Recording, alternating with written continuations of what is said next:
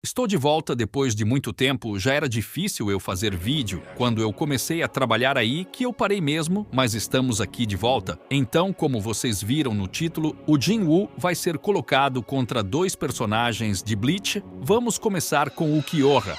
O Kyoha pode lançar disparos de energia que podem destruir uma construção só com um simples movimento de enfiar a espada no chão, fez a área em sua volta ser destruída. Na forma base, ele conseguia defender o Getsuga Tenshou de Ichigo, que estava com a Bankai ativada. O Kyoha também é capaz de voar. Transformado o ataque de energia dele, é capaz de destruir várias construções. Essa transformação é chamada de Confine Morcielago para quem quiser saber. Continuando, Ichigo com a máscara de Hollow não era capaz de bater de frente com essa transformação do Kyoha. E ainda tem a segunda forma, o maluquinho tá potente. Só com um tapa no pé do ouvido, ele fez Ichigo atravessar dois pilares gigantescos. E o Kyoha também pode se regenerar. Ele só não consegue lutar contra o Ichigo Vasto Lord.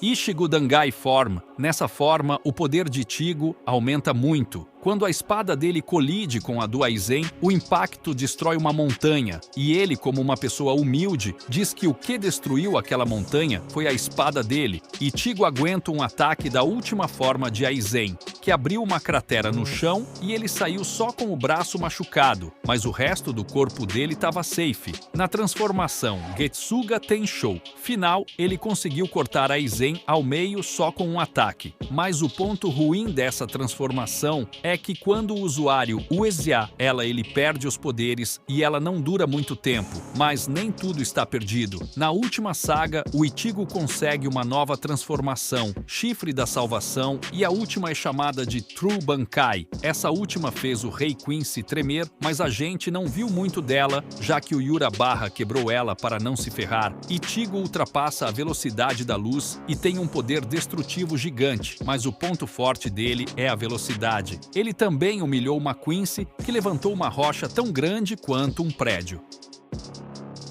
Dito isso, vamos agora falar do seu adversário. Sun Jin-Woo, esse magricela aí passou de um caçador ranking e para S, então vamos por partes. Já no começo, assim que ele recebeu o poder do sistema, algumas semanas depois, ele já era capaz de derrotar uma cobra gigante. Em alguns capítulos mais pra frente, o jovem Jin-Woo lutou contra um ranking B. Os dois estavam se movimentando tão rápido que o mago que estava ali não conseguia acompanhar, e ele ainda tinha uma habilidade que aumentava a sua velocidade em 30%, e o cara não tinha nem chegado no nível 30. O homem é insano. Ele aguentou golpes de um cavaleiro vermelho que jogou ele para longe com um ataque. Enquanto Sung-gi está subindo os andares, ele encontra o Vulcan, um monstro bem grande. Esse bicho mostrou ter uma boa velocidade apesar do seu tamanho. Até o Jin-Woo ficou impressionado. Logo em seguida, ele dá um soco que faz Vulcan sai voando para longe. Nesse momento, ele tinha 150 de força. Infelizmente, o monstrão vermelho ficou irritado e usou uma habilidade que aumentou os status em 50%.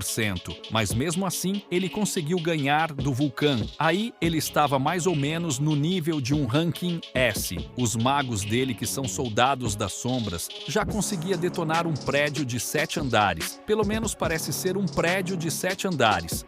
Agora, vamos aumentar a escala. Os ranks S são uns dos caçadores mais fortes. Quando o Sang-Jin enfrentou o Vulcan, ele estava próximo do poder de um rank S. Só para vocês verem o nível de um rank S. E o Beru simplesmente foi lá e humilhou eles. Os caçadores não conseguiam acompanhar os movimentos dele. O cara destruiu o tanque de nível S com um ataque. E os ranks S não são fracos não. Teve um que destruiu um bloco gigante com um soco, e o Beru passou o carro. Só o rugido dele fazia os caçadores ali presentes se ajoelhar. Olha o tamanho da aura do bicho. O Jin-Woo ficou parado, esperando o Beru dar um soco nele. Após levar o soco na cara, ele nem se mexeu, e a onda de choque gerada destruiu o local. Após isso, o Jin-Woo só cuspiu um pouco de sangue. O rank a que estava ali estava quase desmaiando só com a pressão deles. No final, o Jin-Woo desceu o sarrafo nele, e o mago mais forte dos soldados das sombras conseguiu fazer isso na época. Agora vou tentar resumir para não demorar tanto.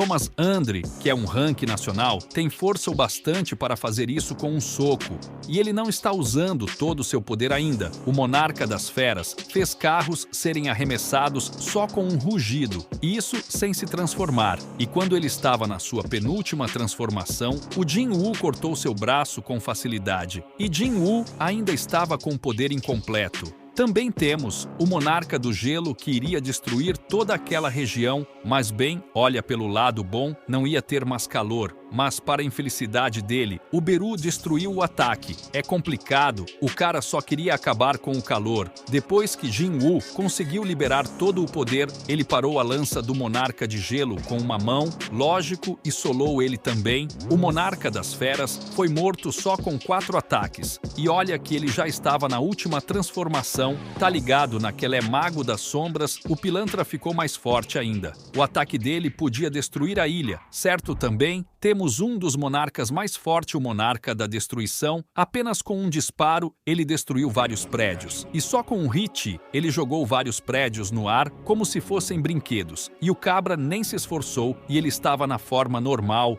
O Rei dos Dragões recebeu um soco do Beru e de outra sombra no mesmo tempo. Logo em seguida, o Ygritte também acertou um ataque nele, e mesmo assim ele continuou lutando como se nada tivesse acontecido. Infelizmente, o Jin-Woo não estava dando conta do poder do Rei dos Dragões, então ele teve que criar uma armadura usando os soldados das sombras, assim aumentando seu poder. Só a pressão dos dois medindo força fez a área em volta deles ser destruída, e os dois estavam gigantes, e o solo tá mais forte já que absorveu muita mana. Eles tiveram que fazer isso ou a Terra não iria aguentar a guerra. No final, ele não conseguiu matar o Monarca da Destruição. Os soberanos chegaram e finalizaram o combate. O Rei dos Dragões disse que o choque entre os poderes deles dois distorceu o espaço. Por isso, o Jin conseguiu trazer eles sem que ele notasse. Mas Jin-Woo pede para voltar no passado. Então, ele volta 10 anos e começa a matar os monarcas sozinho. Ele levou 27 anos, mas na Terra só tinha se passar do 2, já que onde eles estavam, o tempo passava diferente. No final, os governantes dizem que a Terra é muito fraca para o poder dele, pois ela não possui mais mana.